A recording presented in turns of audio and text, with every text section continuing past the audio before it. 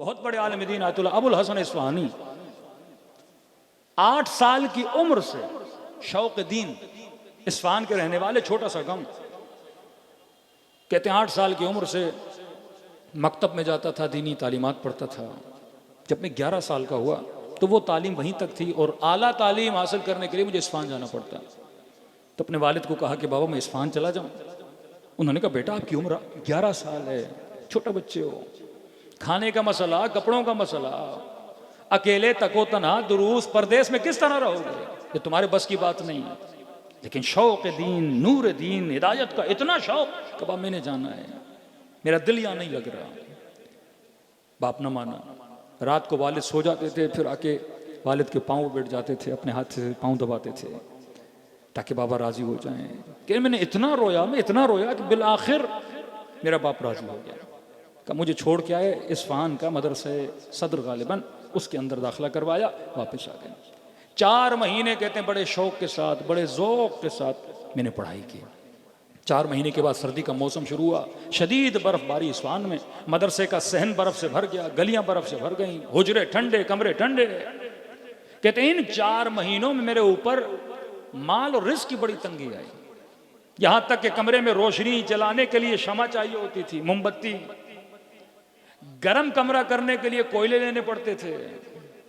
खाना मेरा खत्म हो चुका, जो बची हुई सूखी रोटी थी उस रोटी से मैं अपना गुजारा करता था।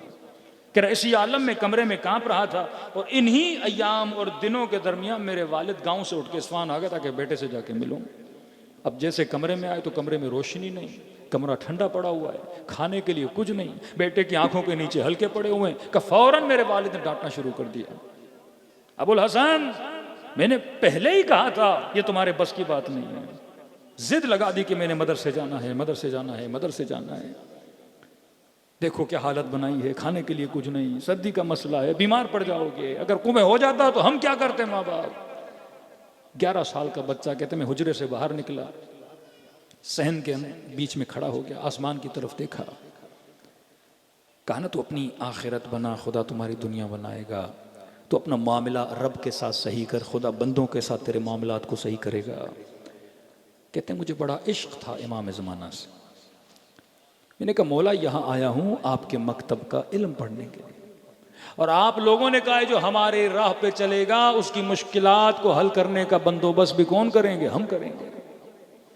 आपने कहा जिसके पास इमाम है उसे घबराने की जरूरत नहीं है। आपने कहा हम वो हैं जिनका वारिस है, हम लावारिस नहीं है।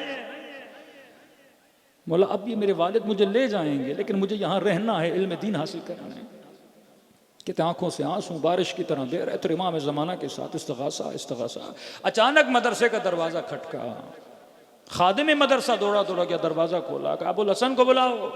खादिम ने कहा बच्चे कोई किसी को काम है तुम्हारे साथ। अब मुझे कोई इस्फहान में जानता नहीं, दौड़ा दौड़ा दरवाजे पे गया, एक नूरानी वजूद खड़ा था।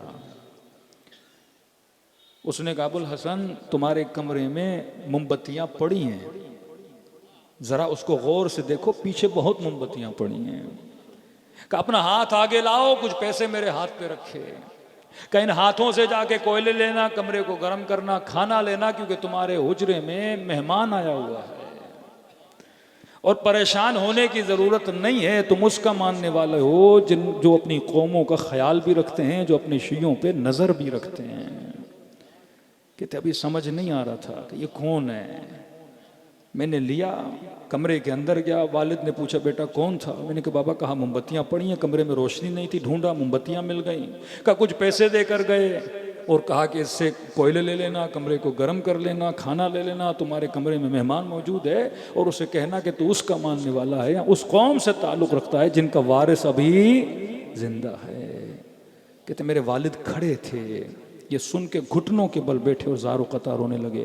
कहने लगे बेटा तू 11 साल का है, तुझे इमाम ज़माना पर ईमान है, लेकिन वाय हो मुझ पे मैं बूढ़ा हो गया और मैं तेरे लिए परेशान हूं कि तुझे कौन संभालेगा। तू जिनकी राह पे चला है वही तुझे संभालने वाले हैं। तू अपनी इस्लाह कर, फिर देख हम तुम्हारे मुआमिलात को किस तरह से सही करते हैं। अगर तू अपनी इस्लाह नहीं करेगा तो हमारी तरफ से भी मुआमिलात की इस्लाह नहीं होगी। सल्लल्लाहु अलैहि मोहम्मद व आले मोहम्मद पर।